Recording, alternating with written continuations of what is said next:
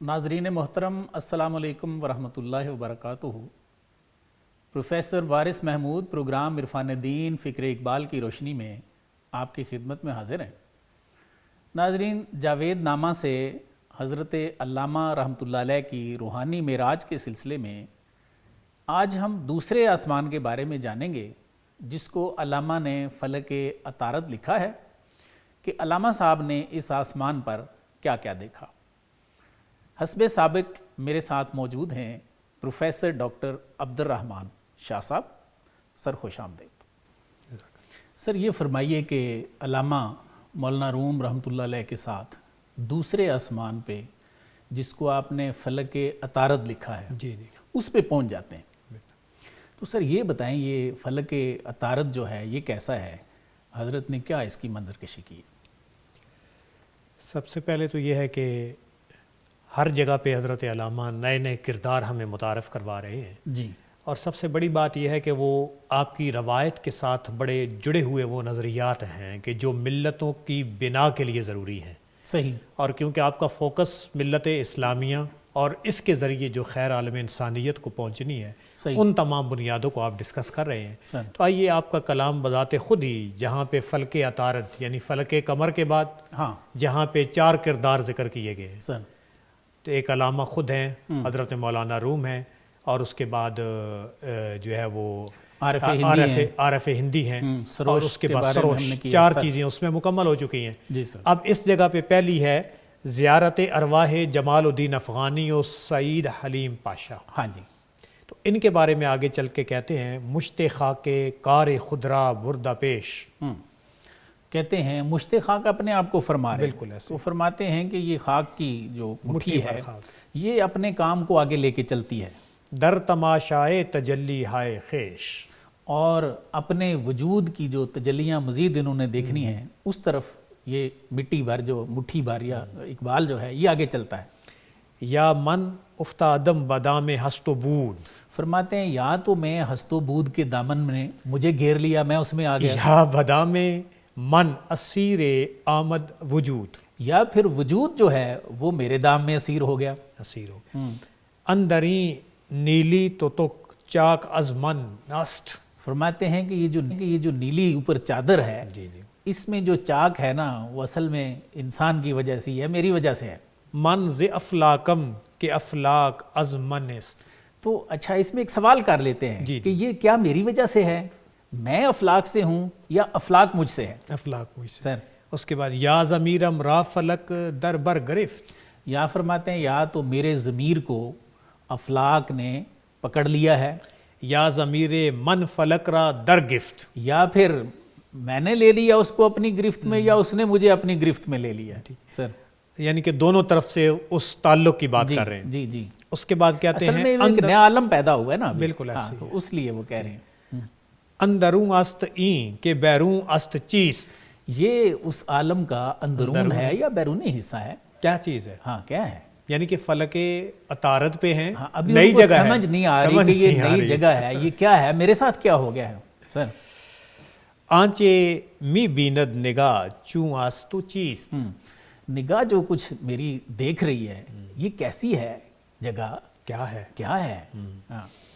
پر زنم بر آسمان دیگرے، فرماتے ہیں بھئی مختصر کرتا ہوں، اب میں نے ایک اور آسمان میں اپنا پر مارا ہے، ایک اور آسمان میں آ گیا ہوں، پیش خود بینم جہان دیگرے، اور اپنے سامنے ایک نیا جہان دیکھ رہا ہوں۔ یہ عالم فلک عطارد کی بات ہے۔ جی، عالم بکوہ دشت و بحر و بر، اس میں اس عالم میں کوہ ہے یعنی پہاڑ ہیں، دشت ہیں، بحر و بر ہیں، عالم از خاک ما دیرینہ تر، واہ، اور فرماتے ہیں کہ یہ میری خاک سے بھی کوئی دیرینہ تر عالم ہے۔ خاک سے مراد زمین، جی ٹھیک ہے۔ اس کے بعد کہ عالم از ابر کے بالی دے، اور یہ کسی چھوٹے بادل سے لگتا ہے پیدا ہوا ہے، دست برد آدم نادیدائی، اور فرماتے ہیں کہ آدم کی دست برد سے یہ محفوظ ہے ابھی، انسان نہیں پہنچے، وہاں انسان نہیں پہنچا ابھی۔ نقش ہا نا بستہ بر لوح وجود، وجود کی لو پہ ناب بستہ بر لوح نشانات وجود، ہیں، جی نقش ہیں، بس، ٹھیک ہے۔ اس کے بعد کہتے ہیں خوردگیر فطرت آنجا کس نبو، اور وہاں پہ اعتراض کرنے والا کوئی بندہ نہیں ہے جس طرح زمین پہ رولے ڈلے ہوئے ہیں. من برومی گفتم ای صحرا خوش است.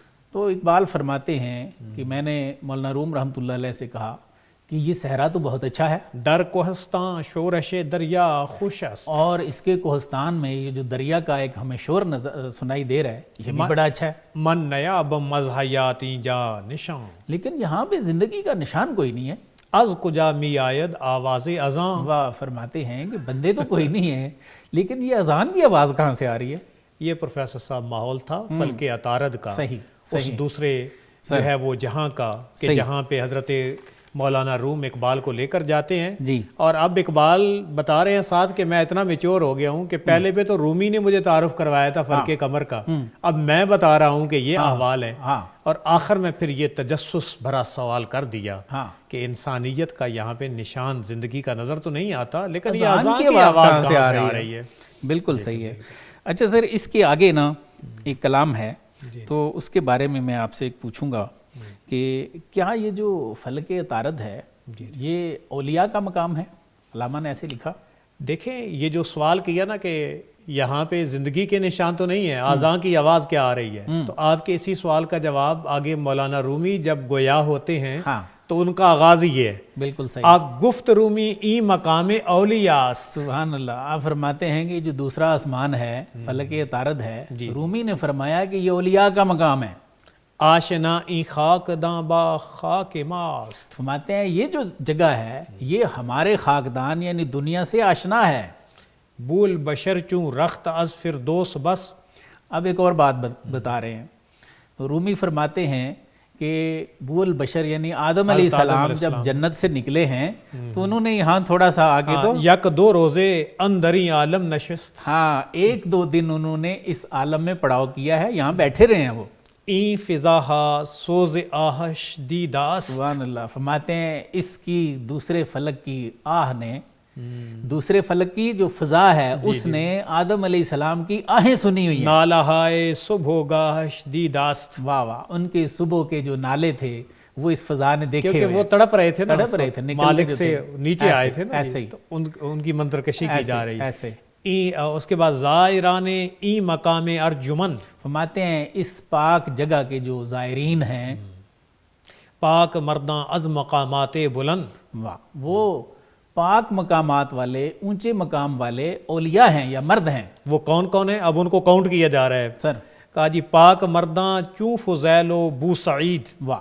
فرماتے ہیں کہ ایسے یہ پاک اولیاء یہاں پہ ہیں جیسے حضرت فضیل رحمۃ اللہ علیہ ہیں اور حضرت ابو سعید ہے. ہاں, ابو سعید. عارفاں مثل جنید و با یزید. اور حضرت جنید بغدادی رحمۃ اللہ علیہ, با یزید بستامی, اور حضرت با یزید بستامی رحمۃ اللہ علیہ جیسے جو اولو العزم بزرگ ہیں ان کا مقام ہے. خیز تا مارا نماز آید بدست. رومی فرماتے ہیں کہ ذرا تیزی کر, باتیں کرتا جا رہا ہے, ہم جلدی کریں تاکہ وہاں ہم نماز پائیں ان کے ساتھ. دو دم سوزو گداز آید بدست. اور ان کی نماز میں ہمیں ایک دو لمحے کے لیے ہمیں بھی سوز و گداز کی دولت میسر آئے گی. تو یہ پروفیسر صاحب آپ نے پوچھا تھا کیا مقامات اولیاء ہے, تو انہوں نے بتا دیا کہ اولیاء تک تو سلسلہ براستہ انبیاء ہی آتا ہے.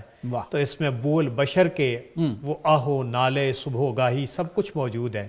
اور ان تمام اولیاء کرام جن کے بہت بڑے بڑے نام دنیا تصوف کے اندر موجود ہیں سر, ان سب کی جانب اشارہ کر کے بتایا. ڈاکٹر صاحب یہ بتائیں کہ پیر رومی فرما رہے ہیں اقبال کو کہ جلدی کرو تاکہ ہم وہاں جا کے تو نماز پڑھ سکیں ان اولیاء کے ساتھ. تو ایک تو یہ فرمائیں کہ کیا آسمانوں والے نمازیں بھی پڑھتے ہیں سر؟ اس جگہ پہ جو ہمیں کلام کے اندر چیز ملتی ہے سر, کیونکہ یہ نا خیز تا مارا نماز آید بدست یک کو دو دم کہتے ہیں کہ سوز وہ گداز آید بدست. اس سے بالکل واضح ہمیں پتہ چل رہا ہے کہ وہ ایک نماز, اور پھر نماز ایک پھر بات وہی بلاغت کی آ جاتی ہے, ایک اشارہ ہے, ایک اطاعت کا, ایک نیاز مندی کا. آگے اس میں جو قرات اور اس کے ساتھ منسلک چیزیں ہیں وہ آگے ہمارے کلام میں آ رہی ہیں. میرے خیال میں کلام بذات خود اپنے آپ کو واضح کر رہا ہے. کہتے ہیں کہ جب مجھے کہا نا انہوں نے کہ چلو چلتے ہیں تاکہ 2 رکعتیں مل جائیں, کہتے ہیں رفتم و دیدم 2 مرد اندر قیام. فرماتے ہیں کہ میں جب آگے بڑھا تو میں نے دیکھا کہ 2 اولیاء 2 مرد جو ہیں وہ قیام میں ہیں، مقتدی تارو افغانی امام، اور حضرت جمال الدین افغانی رحمۃ اللہ علیہ یہ امام ہیں، جی جی، اور ان کے پیچھے حضرت حلیم پاشا جو ٹرکش ہیں، سعید حلیم پاشا، جی جی جی، وہ مقتدی ہیں، نماز کر رہے ہیں وہ۔ پیر رومی ہر زمان اندر حضور، فرماتے ہیں رومی جو ہر لمحہ حضور میں ہوتے ہیں، تل آتش برتافت از ذوق و سرور، اور فرماتے ہیں کہ ان کا چہرہ ذوق و سرور کی وجہ سے نا ایسے چمک رہا تھا، روشن تھا۔ واہ، گفت مشرق زین 2 کس بہتر نجات، واہ۔ اقبال فرماتے ہیں کہ حضرت نے فرمایا، یعنی مولانا روم نے، کہ اقبال دیکھو یہ جو 2 مرد نظر آ رہے ہیں نا، مشرق نے ان سے بہتر آدمی نہیں جنا کوئی۔ ناخن شاں اقدا ہے ما کشا، اور اگلی بات کی کہ ان دونوں کی کوششوں اور کاوشوں نے ہمارے بڑے عقدے حل کیے ہیں، بڑے عقدے کھولے ہیں انہوں نے۔ سید السودات مولانا جمال، واہ۔ فرماتے ہیں یہ سیدوں کے سردار ہیں، سید السادات ہیں، اور یہ حضرت جمال الدین افغانی رحمۃ اللہ علیہ ہیں۔ زندہ از گفتار او سنگو سفال، واہ۔ اور ان کی گفتگو سے پتھر اور مٹی یہ زندہ ہیں، ان کو بھی گویائی ملی ہے، ان کو بھی گویائی ملی ہے، ان کو بھی فیض ملا ہے ان سے۔ ترک سالار آن حلیم درد مند، پھر فرماتے ہیں کہ ترک سالار وہ حلیم پاشا رحمۃ اللہ علیہ کی بات کر رہے ہیں، وہ بھی بڑے ارجمند ہیں، بڑے بزرگ ہیں۔ فکر او مثل مقام او بلند، واہ۔ فرماتے ہیں ان کی مثال جو ہے ان کے مقام سے بھی بلند ہے، ان کی فکر جو ہے نا ان کے مقام کی طرح بلند ٹھیک ہے۔ ہے ٹھیک ہے۔ با چنی مرداں 2 رکعت طاعت است، فرماتے ہیں ان 2 بندوں کے ساتھ اگر ہمیں نماز مل جائے نا تو یہ اطاعت کی روح ہے، اطاعت کی روح ہے، ورنہ آن کارے کہ مزدش جنت است، ہاں۔ فرماتے ہیں اگر ایسے کسی مرد کے ساتھ نماز نہ ملے تو پھر نماز وہی کام ہے کہ جس کی مزدوری جنت ہے، ٹھیک ہے، جس کا عمل ہے بے غرض اس کی جزا کچھ اور ہے، حور و خیام سے گزر بادہ بادہ جام سے گزر۔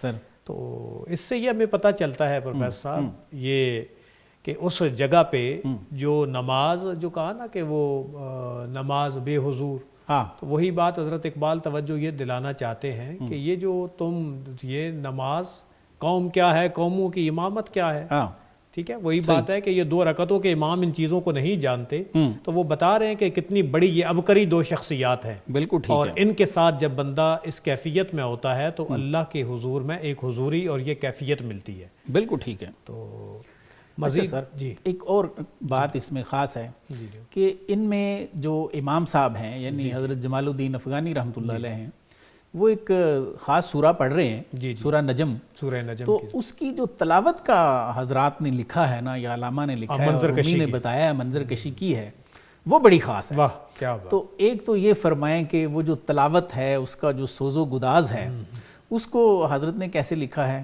اور دوسرا فرمائیں کہ مولانا روم رحمۃ اللہ علیہ نے اقبال کا یہاں پہ کیا تعارف کروایا۔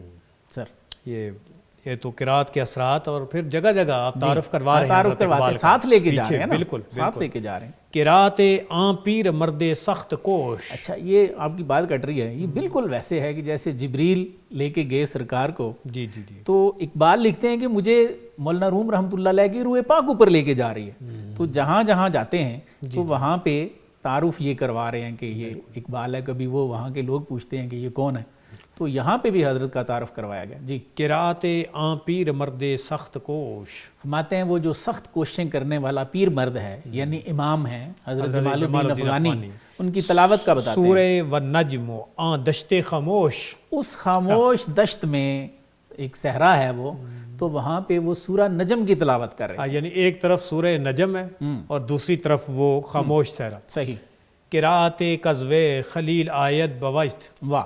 فرماتے ہیں ایسی تلاوت کر رہے تھے جس سے حضرت ابراہیم خلیل اللہ بھی کہ اس کو سنے نا تو حالت وجد میں آ جائیں، کیفیت ہو جائے ان کو، روح پاک جبرائیل آیت بوجت، اور اگر جبریل سن لیں تو وہ بھی حالت وجد میں آ جائیں۔ دل ازو در سینہ گردد نا صبور، فرماتے ہیں ان کی جب آواز ہم نے سنی تو ہمارے سینے میں جو دل ہے وہ بھی دگرگوں ہو گیا، اور مردوں کی کیا حالت ہوئی، شور الا اللہ خیزد از قبور، واہ۔ فرماتے ہیں کہ قبروں سے الا اللہ کا شور شروع ہو گیا، اضطراب شعلہ بخشد دود را، فرماتے ہیں دھوئیں کو ایسا جو کلام ہے، ایسی جو تلاوت ہے اور ایسے لبوں سے ہے، وہ دھوئیں کو بھی ایک نئی زندگی دیتی ہے. سوز و مستی می دہد داؤد را. اور اگر حضرت داؤد علیہ السلام جو کہ یہ اس کے سما کے بانی لوگ کہتے ہیں، سرکار نے جی آواز ان کا یعنی کہ ایک معجزہ تھا، ہاں جی، وہ بھی سن لیں تو سوز و مستی می دہد وہ بھی سوز و مستی میں آ جائیں، جن کی سوز و مستی کا یہ علم لکھا ہے تفاسیر میں. اور آپ صلی اللہ علیہ وسلم نے ایک حدیث شریف بھی ان کے بارے میں بتائی ہے نا، یہ بخاری میں ہے پہلی جلد میں، کہ اللہ تعالیٰ نے کیا ارشاد فرمایا، یا جبال و اوبی ماہو و طیر، کہ اے پہاڑوں اور پرندوں داؤد کے ساتھ مل کے گاؤ. لیکن ادھر یہ حالت ہے کہ وہ بھی کیف میں آ جائیں. لیکن وہ کہہ رہے ہیں جی ایسی تلاوت اگر داؤد علیہ السلام سنیں، سوز و مستی می دہد داؤد را. واہ واہ. آشکارا ہر غیاب از قراتش. سبحان اللہ. فرماتے ہیں کہ ہر غیب ان کی قرت سے سامنے آ رہا تھا، حاضر ہو رہا تھا. بے حجاب ام الکتاب از قراتش. فرماتے ہیں کہ وہ پڑھ رہے تھے، ان کی تلاوت سے قرآن مجید میں جو اسرار ہیں وہ سارے واضح ہو رہے تھے. اس کے بعد کہتے ہیں آخر کیا ہوا کہ من زیجا برخاستم بعد از نماز. واہ واہ. سر کہتے ہیں جی میں نماز کے بعد اپنی جگہ سے اٹھا. دست او بو سیدم مزراہ نیاز. واہ واہ. یہ بھی خواص کا طریقہ ہے کہ جب یہ نماز وغیرہ ختم ہوتی ہے تو جو ان سے بہتر ہیں امام وہی کھڑے ہوتے ہیں. تو یہ بھی ہمارے خواص میں طریقہ ہے کہ ان کے وہ ہاتھ چومتے ہیں. تو فرماتے ہیں کہ میں نے نیازمندی کی وجہ سے، ٹھیک ہے، ان کے ہاتھ چومے. دست بوسی کی میاں پیدا کن نز مشتے گلے بوسا زن براستانے کاملے. ایسے ہی ہے، یہ روایات ہیں اپنی. روایات ہیں. تو یہ پروفیسر صاحب وہ نماز کے اندر قرات جو کی تھی سید جمال الدین افغانی نے جی، اور اس قرات کی تاثیر کیا تھی، صحیح، کہاں سے کہاں تک اس کی تاثیرات کو حضرت اقبال نے اپنے اس کلام کے اندر سمو دیا ہے. سر میرا اس پہ ایک ساتھ ذیلی سوال تھا کہ مولانا روم رحمۃ اللہ علیہ نے یہاں پہ علامہ صاحب کا کیا تعارف کروایا تھا؟ ہاں، یہ بس اس کے آگے 3 اشعار ہیں کہ گفت رومی ذرہ گردون نوت. واہ. اب حضرت جمال الدین افغانی رحمۃ اللہ علیہ کو اور سید حلیم پاشا رحمۃ اللہ علیہ کو پیر رومی اپنے مرید کا تعارف کرواتے ہیں. اب یعنی کیفیت یہ ہے، وہ نماز پڑھا چکے ہیں، قرات کا پورا اثر ہے ماحول کے اندر. حضرت اقبال وہ جو ہے دست اقدس پہ بوسہ لے رہے ہیں اور اب تعارف کروایا جا رہا ہے. بتا رہے ہیں کہ یہ ہے کون جس کو میں ساتھ لائیں. فرماتے ہیں ایک ذرہ ہے گردون نورد. گردون نورد، یہ آسمانوں کی سیر کرنے والا ذرہ. درد دل او یک جہان سوز و درد. واہ. فرماتے ہیں اس کے دل میں ایک جہان ہے سوز کا، درد کا. چشم جز برخیشتن نہ کشادائی. واہ واہ. فرماتے ہیں کہ یہ ایسا میرا بچہ ہے کہ اس نے آج تک اپنے علاوہ کسی کو نہیں دیکھا. دل بکس نہ دودائی آزادائی. واہ. ماتے ہیں اس نے دل کسی کے ساتھ لگایا ہی نہیں، یہ آزاد ہے. اس کے بعد تند سیر اندر فراخائے وجود. یہ اس کائنات کے وجود میں بڑا تند سیر ہے، بڑی تیزی سے جاتا ہے. اس کو اس کی سیر کا اتنا شوق ہے. من ز شوخی گویم اورا زندہ روح. واہ. فرماتے ہیں میں اس کو پیار سے، شوخی سے، محبت سے زندہ رود کہتا ہوں. اب زندہ تو سر ہم سب سمجھتے ہیں، رود کے اگر آپ کہیں کوئی ڈکشنری دیکھیں تو اس کا عام طور پہ مطلب ملتا ہے ندی. جی جی، ٹھیک ہے، ندی نالے جو ہوتے ہیں. بالکل ایسے.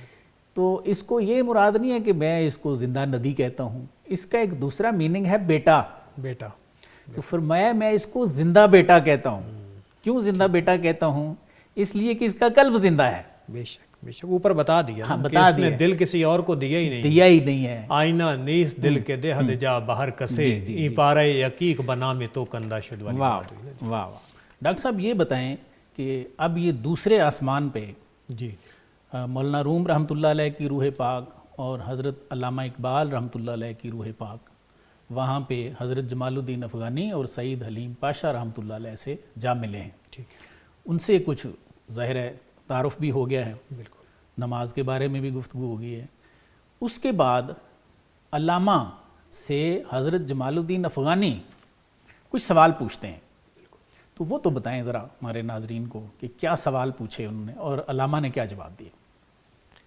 دیکھیں اب ایک سلسلہ شروع ہوتا ہے. ایک تو سب سے بڑی بات یہ ہے کہ جو ایک منہج چلتا آ رہا تھا کہ دین کو الگ کرنے کا اور ریاست اور اس کے نظام ان چیزوں کو الگ الگ سے کرنے کا جو ایک کالونیکل ٹائم پیریڈ کے اوپر تفریق آئی تھی، ان تمام چیزوں کو یہاں پہ ختم کیا جا رہا ہے کہ یہ جو ہمارے لیڈر تھے یہ مصلح امامت کے اوپر وہ نماز بھی پڑھا رہے ہیں، اور یہ وہ نماز ہے جو تحریک پیدا کر رہی ہے، اور یہ ملت کے بارے میں بھی سوچ رہے ہیں، اور ملت کے بارے میں سوالات بھی آ رہے ہیں، جوابات بھی آ رہے ہیں. تو بہت سارے لوگوں کے فکری جو انتشار تھے ان کو یہاں پہ ختم کیا جا رہا ہے. بلکہ یہ میں پڑھ دیتا ہوں. جی جی جی. افغانی پوچھتے ہیں کہ زندہ رود از خاکدان ماں بگوئے. اچھا، اب زندہ رود جیسے پہلے آپ نے بتایا کہ یہ وہ زندہ و جاوید بیٹا مراد حضرت علامہ اقبال، حضرت اقبال ہیں، تو ان کو فرماتے ہیں کہ اے زندہ بیٹے، جو ہمارا خاکدان تھا دنیا، اس کے بارے میں ہمیں کچھ بتاؤ. از زمین و آسمان ماں بگوئے، ہماری زمین اور آسمان کے بارے میں کچھ بتاؤ. جی. خاکی تو ہے تو خاکی، وچوں قدسیاں روشن بسر، ہے تو قدسیوں کی طرح روشن آنکھ والا. از مسلمانہ بدے مارا خبر. تو زمین کے جو ہمارے مسلمان بھائی ہیں ان کے حالات کیا ہیں وہ تو ذرا ہمیں بتا.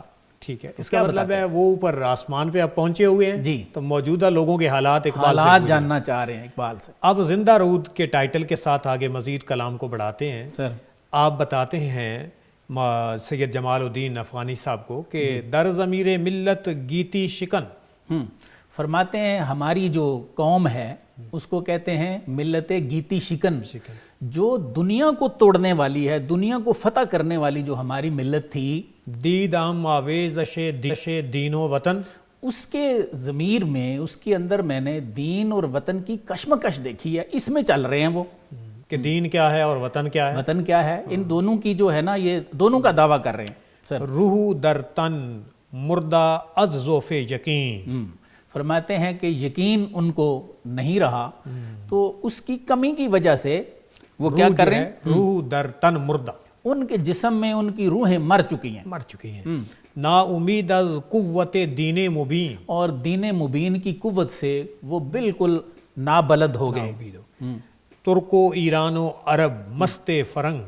فرماتے ہیں ترک ہوں، ایرانی ہوں، عرب ہوں، یہ سارے فرنگی یا انگریز کی جو تہذیب ہے اس کے دل دادا ہو گئے ہیں، اس میں مست ہیں. ہر کسیرا در گلوے شست فرنگ. ہاں اچھا، شست یہ جو مچھلیاں پکڑنے والا کانٹا نہیں ہوتا، تو اس کو کہتے ہیں. تو فرماتے ہیں کہ ان سب مسلمانوں کے گلے میں وہ کانٹا اٹکا ہوا ہے اور مغربی تہذیب کا، اور اس کی رسی کنٹرول ان کے پاس ہے. ہاں وہ ان کے پاس ہے. نظر کو خیرہ کرتی ہے چمک تہذیب حاضر کی، وہی بات ایسے.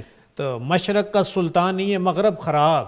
تو فرماتے ہیں کیا بتاؤں میں اب مسلمانوں کا، اہل مشرق کا کیا بتاؤں، یہ تو اہل مغرب کی جو تہذیب ہے ان کی وجہ سے یہ تو فارغ ہو گئے ہیں، خراب ہو گئے. اشتراک از دین و ملت بردتا. اور یہ جو دونوں چیزوں کو یہ ساتھ لے کے چل رہے ہیں نا کہ جی میں نے دین بھی رکھا ہوا ہے اور میں ملک سے بھی محبت کرتا ہوں، ٹھیک ہے.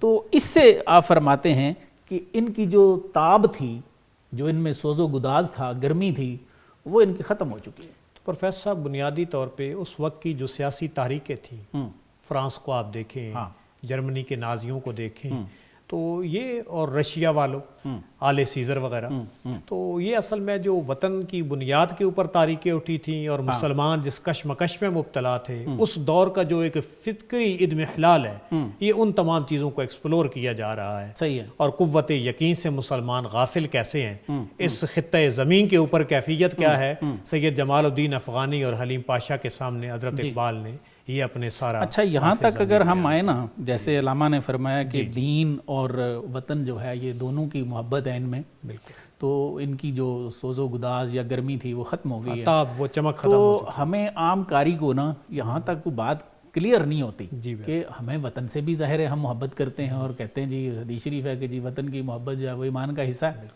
اور ہم سب اپنے وطن سے بہت پیار کرتے ہیں. دین جو ہے وہ بھی ہمارا ساتھ ساتھ ہے. تو اس پہ ایک ایڈیشن کیا اور اس کو ایکسپلین فرمایا آگے حضرت جمال الدین افغانی رحمۃ اللہ، تتمہ ایک لگایا. جی جی جی. تو وہ جو تکملہ ہے ان کا، جی اس کو ذرا واضح فرمائیں کہ حضرت اس کو کیا سمجھانا چاہ رہے ہیں اور دین اور وطن جو ہے یہ دونوں کے ساتھ ہمیں کس طرح چلنا ہے، یہ یعنی کہ فردر اس کو جو ہے نا آپ ایکسپلور کرتے ہیں، اور ٹائٹل ہی کلام کے اندر افغانی اور دین و وطن نیچے اس کا سب ٹائٹل ہے، وہ آپ خود بتاتے ہیں کہ یہ کیا ہے، کہاں تک پہنچ گیا کام۔ کہتے ہیں لرد مغرب آن سراپا مکر و فن، فرماتے ہیں یہ جو مغرب کا لارڈ ہے یہ تو سراپا مکر و فن ہے، اہل دین را داد تعلیم وطن، اور اہل دل کو، اہل دین کو انہوں نے کس کی تعلیم دے دی ہے؟ وطن کی محبت کی تعلیم دے دی ہے۔ سر او بفکر مرکز تو در دفاق، فرماتے ہیں کہ وہ تو اپنا مرکز جو ہے اس کو اکٹھا کرنے کی کوشش کر رہے ہیں، وہ یونیفیکیشن کے چکر میں ہیں اپنی، اور آپ لوگوں کو کیا سبق دے رہے ہیں؟ نفاق کا۔ اپنے اپنے وطن سے بس محبت کرو، یہ میرا مسئلہ نہیں ہے، فلسطین میرا مسئلہ نہیں ہے، اور آگے ریکمینڈ کرتے ہیں بگزر از شام و فلسطین و عراق۔ اللہ اللہ، فرماتے ہیں یہ گزر ان علاقوں سے، تو کہتا ہے کہ جی میں شامی ہوں، میں فلسطینی ہوں، میں عراقی ہوں، یہ اس تقسیم سے نا، یہ وطن کی جو وطن پرستی ہے اس سے گزر، اس سے نکل۔ تو اگر داری تمیز خوب و زشت، اگر اچھے برے کی تمہیں کوئی تمیز ہے نا سر، دل نہ بندی با کلوخ و سنگ و خشت، تو یہ سنگ و خشت کے جو ڈیلے ہیں، یہ جگہ ہیں، ٹھیک ہے، گھر ہیں تم نے بنائے کسی ملک میں، بس ان سے ذرا آگے گزر، ان کے ساتھ دل نہ لگا۔ چیست دین برخاستن نظروئے خاک، واہ واہ واہ، یہ سر اصل بات ماتے ہیں۔ دین بتاؤں کیا ہے؟ اپنی خاک سے اٹھنے کا نام ہے، تاز خود آگاہ گردد جان پاک، تاکہ تیری پاک جان اپنے آپ سے آگاہ ہو سکے، یہ دین ہے۔ اور اب اس کی کرامات کیا ہیں اس نظریہ کی؟ سر می نہ گنجد آنکے گفت اللہ، واہ، فرماتے ہیں جو اللہ کہتا ہے وہ تو کہیں نہیں سماتا، در حدود این نظام چار سو، اس چار سو کا جو نظام ہے، یہ جہتے ہیں، یہ جو کائنات ہے، اللہ کہنے والا تو کائنات میں کسی جگہ بھی نہیں رکتا۔ پرے کے از خاک و برخیزت ز خاک، ماتے ہیں وہ تنکا جو خاک سے پیدا ہوتا ہے اور خاک سے پھر وہ اوپر اٹھتا ہے۔ ہیف اگر در خاک می غیرت جان پاک، فرماتے ہیں کہ افسوس ہے تیرے پہ، تنکا تو اوپر اٹھتا ہے، تو اوپر ہی نہیں اٹھتا، اسی خاک میں مرتا ہے، اسی خاک میں مرتا ہے۔ بالکل سر میں اس میں ایک اور چیز سمجھاؤں کہ اس خاک سے ایک مراد، علامہ نے جیسے بتایا نا کہ اپنی خاک سے اٹھنے کا نام ہے، تو وطن علامہ ایک اس کو بھی فرما رہے ہیں، ٹھیک ہے، تن کے اندر دونوں چیزوں کے بارے میں، تن اور وطن دونوں کی آپ نے بہت مقامات، تو نے اس کو وطن بنا لیا ہے اپنا، ٹھیک ہے، اسی سے محبت کرتا ہے تو دین یہ ہے کہ اس سے اٹھ، انشراح کی طرف اشارہ ہے، اس کی طرف اشارہ ہے، خودی کو بیدار کرنے کی طرف اشارہ ہے۔ دوسرا اپنے رنگ اور نسب یا اپنے اس قبیلے کے اوپر جو لوگ فخر کرتے ہیں، ان تمام چیزوں کی نفی کا بھی اشارہ ہے، نفی کا ہے کہ ان سے باہر نکل۔ جی، اس کے بعد کہتے ہیں گرچہ آدم بردمید از آب و گل، فرماتے ہیں اگرچہ آدم جو ہے وہ آب گل سے پیدا ہوا ہے، رنگ و نم چون گل کشید از آب و گل، اور پھول کی طرح وہ اپنا نم جو ہے وہ بھی مٹی سے حاصل کرتا ہے۔ اس کے بعد کہتے ہیں ہیف اگر در آب و گل غلطد مدام، فرماتے ہیں اگر تو ہمیشہ آب و گل میں ہی غلطاں پیچاں رہتا ہے تو افسوس ہے تیرے پہ۔ ہیف اگر برتر نہ پرد زی مقام، فرماتے ہیں اگر اپنے مقام سے تو اوپر نہیں اٹھتا افسوس ہے تیری ذات پہ۔ گفت تن در شو بخاک راہ گزر، فرماتے ہیں یہ جسم کہتا ہے کہ مٹی میں مل جا، گفت جاں پہنائے عالم را نگر، واہ، اور جان کہتی ہے کہ یہ جو عالم ہے، کائنات ہے، اس کی وسعتوں کو دیکھ، جاں نہ گنجد در جہاں اے ہوش مند، در جہات اے ہوش مند، فرماتے ہیں ہوش مند آدمی، اے سمجھدار، جان جو ہے وہ ان جہتوں میں، اس کائنات میں کہاں سماتی ہے؟ مرد حر بیگانے از ہر قید و بند، فرماتے ہیں جو آزاد مرد ہے وہ ہر قید و بند سے آزاد ہوتا ہے۔ حر ز خاک تیرا آیت در خروش، فرماتے ہیں جو مرد حر ہے، آزاد ہے، جو نفس کی بیڑیوں سے آزاد ہے، وہ کیا کرتا ہے؟ حرز خاک تیرا آیت در خروش، ہاں، وہ جب کالی مٹی میں ہوتا ہے، نفس پرستی میں ہوتا ہے، تو اس سے وہ جوش و خروش پیدا اس میں ہوتا ہے اور اٹھتا ہے۔ زاں کے از بازاں نہ آید کارموش، ہاں، اس لیے کہ جو باز ہیں ان کا کام اڑنا ہے، وہ چوہوں والا کام نہیں کرتے، اس زمین میں ہی بیل بنا کے نہیں رہتے۔ اسی مرد حر کے عنوان سے پروفیسر صاحب پسچے پے کردہ اقوام شرق ماں مثنوی مسافر میں مرد حر کے ہی نام سے ٹائٹل لیا گیا، اور کیا کمالات دکھائے ہیں ایسے۔ آن کفے خاکے کے نامیدی وطن، فرماتے ہیں اب یہ وہ وطن والی بات کر رہے ہیں، فرماتے ہیں کہ وہ مٹی کی مٹھی جو ہے تھوڑی سی خاک جس کو آپ وطن کہتے ہو، این کے گوئی مصر و ایران و یمن، جس کو تم مصر، ایران اور یمن کا نام دیتے ہو، اس مٹی کو، با وطن اہل وطن را نسبت است، فرماتے ہیں اس میں کوئی شک نہیں کہ اہل وطن کو وطن سے نسبت تو ہوتی ہے، زاں کے از خاکش طلوع ملت است، اس لیے کہ اسی خاک سے ملتیں نکلتی ہیں، یہ نسبت ہے۔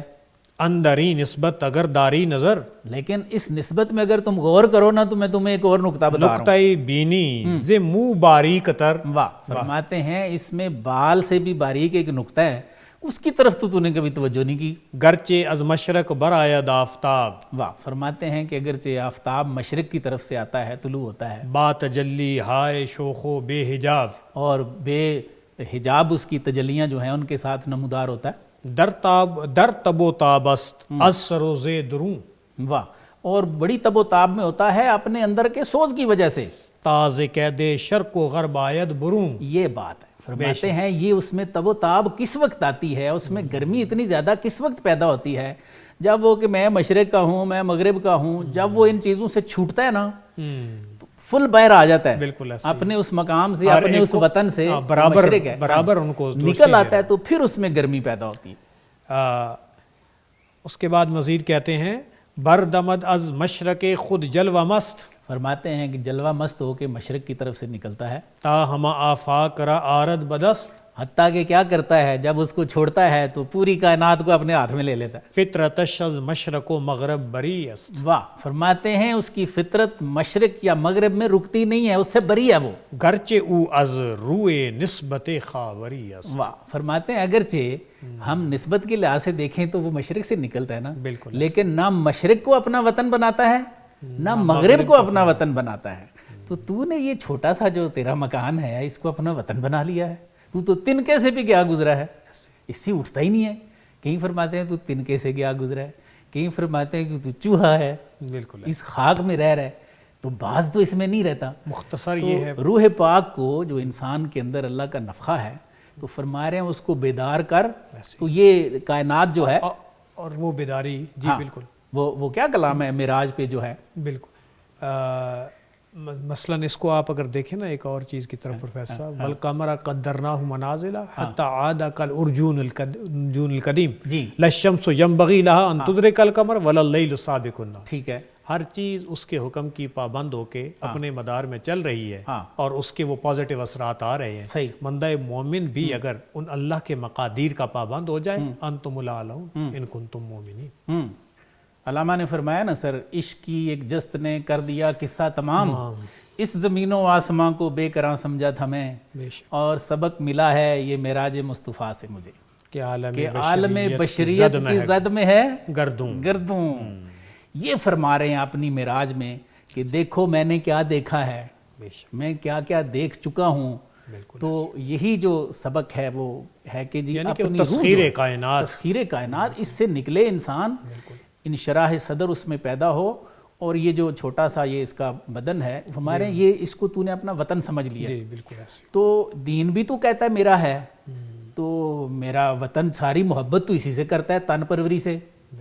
تو یہ انہوں نے فرمایا جمال الدین افغانی رحمۃ اللہ علیہ سے حضرت نے کہ مسلمان کے اندر جو درد تھا نا، جو سوز تھا، جو گداز تھا، وہ اس کا ختم ہو گیا ہے، اور اس کی وجہ یہ ہے کہ کہتا ہے میرا دین بھی ہے اور وطن سے مجھے بڑا پیار ہے۔ تو فرما رہے ہیں اس سے نکل اور اللہ تعالیٰ کی ذات تک پہنچ، یہ کائنات تو ساری آئی تیرے لیے۔ تو اسی لیے حضرت اقبال نے جو بات اوپر 4 اشعار میں کی تھی، حضرت جمال الدین افغانی نے بڑا اس کو شرح و بسط کے ساتھ ہمارے سامنے واضح کر دیا کہ دین کیا ہے، وطن کیا ہے، اور وہ اصل نظریہ جہاد سے آزاد ہونے کا تم لوگے، بالکل، تو پھر تمہارے آگے کیا کیا جہاں ہے۔ بالکل ٹھیک۔ جی ناظرین، آپ نے ہمارا آج کا پروگرام دیکھا۔ آج ہم نے دوسرے آسمان یعنی فلک عطارد کے بارے میں جانا۔ بقول حضرت علامہ اقبال رحمۃ اللہ علیہ، آسمان عطارد مقام اولیاء ہے، یہاں لوگ نماز بھی پڑھتے ہیں، اور اس آسمان پر حضرت مولانا روم اور اقبال یعنی پیر و مرید کی ملاقات حضرت جمال الدین افغانی اور حلیم پاشا علیہ رحمت سے بھی ہوتی ہے۔ جمال الدین افغانی علیہ رحمت نے حضرت علامہ سے اہل زمین کے بارے میں کچھ سوالات بھی کیے، وہ سوالات اور ان کے جوابات بھی آپ نے جانے۔ ناظرین، اس کے بعد علامہ اقبال رحمۃ اللہ علیہ اور مولانا روم نے آسمانوں پر کیا کیا دیکھا، اس کا تذکرہ ہم کریں گے انشاءاللہ اپنے اگلے پروگرام میں۔ شاہ صاحب، آپ کی تشریف آوری کا بہت بہت شکریہ۔ ناظرین، اپنے میزبان کو بھی اجازت دیجیے۔ اللہ حافظ۔